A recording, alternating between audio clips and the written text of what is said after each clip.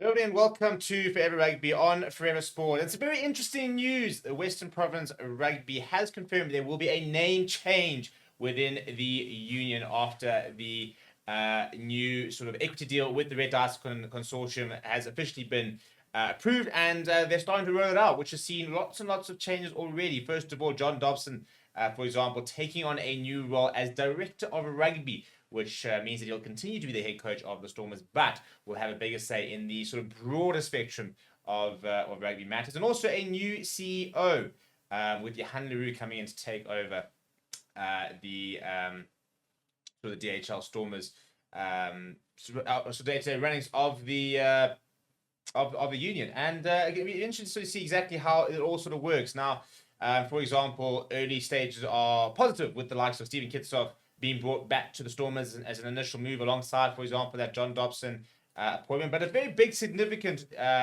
change is that they're going to be undergoing a restructuring, sort of a name change as well, to separate certain aspects of the union. Now, before we go into the details and explain exactly what the ramifications could be, please do smash like on the video. Please do subscribe to the channel as well.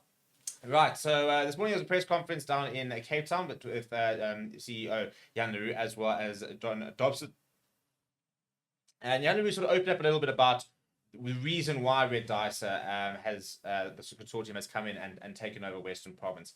And he said as following. He said, "We think Western Province Rugby, or the Stormers, is well placed to be the strongest financial club in the country. The motive for the investors is to save the club and to make sure this region retains the heritage of Western Province Rugby and the Stormers. So it wasn't for financial reasons. From my family's perspective, the investment is funded from the philanthropic balance sheet. Our Irish partners see this as a community investment. It's not profit driven. It is purely in the interest of rugby and what it means to this society. It is important for us that we can get to financial stability. There's no appetite from us to keep funding financial losses." Yeah, I mean, there's always going to be a financial motivation, isn't there? You know, it's nobody's ever going to go and say, this is a bit of fun. At the end of the day, look, what he's saying, he said, obviously we can't keep pouring money into something that's not making money, but trying to sort of make it seem as if there's not going to be a cash cow for them. For example, we've seen elsewhere in over the world, for example, if you look at Manchester United and the ownership there and how much money they've taken out of the club, very much coming in and saying that's not going to be the case with this deal. But a very big change is that Leroux has confirmed that Western Province Professional Rugby, WPPR, which is the professional arm of Western Province Rugby, will now be known as Stormers Rugby. And they have made the change to make sure that there is a big separation or clear separation between the professional and the amateur arm of the union. Amateur rugby, you look at obviously the sort of age group rugby and those sort of sides compared to sort of the professional aspect, which is obviously the Stormers, URC Champions Cup, and that's going to be known as Stormers Rugby. Leroux saying that my ambition is for the Stormers is closely aligned with fans. I want to build a team that is consistently successful and regularly competes for and wins major trophies. In simple terms, it's about building a team with enough quality and depth to compete in the URC and the Champions Cup at the same time. Obviously, this is the back of a few days after going out of the Champions Cup. So what does this mean, the whole sort of name change? We'll wait to find out exactly how this is going to work. For example, a lot of people will obviously be initially quite suspicious or a little bit guarded regarding the news. For example, does that mean they're going to see, the famous hoops of the Western Province fade away? I don't think so. I'll be very surprised if, for example, that's the case. We're waiting to see exactly what will happen in the Currie Cup. Whether it's going to be known as Western Province, for example, as they are compared to Stormers. But this is not the first team to have done so. The Lions and the Bulls have already taken the step.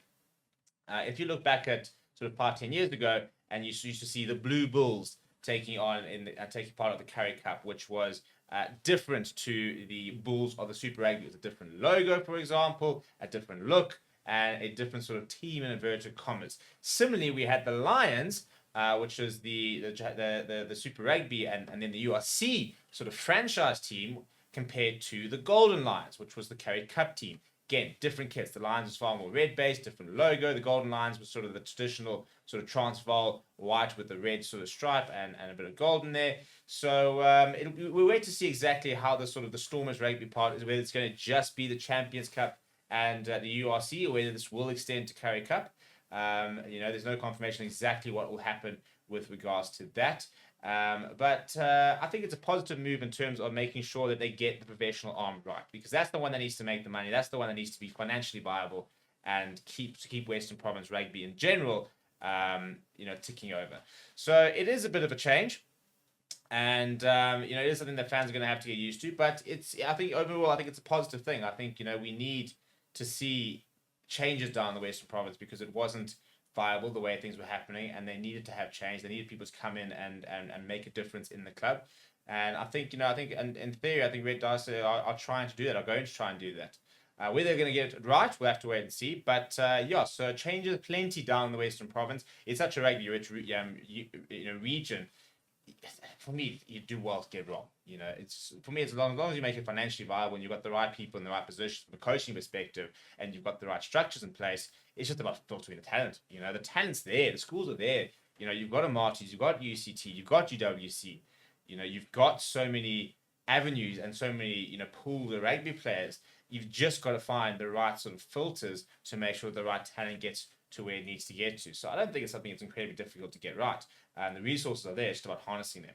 But I thought I'd give a bit of an update. Well, as soon as we know more about how this will actually roll out and what this will look like in practice, we will obviously keep you updated. But in the meantime, please do smash the like on the video. Please do subscribe to the channel as well. Thank you very much for watching. My name is Steve, and I'll chat to you soon.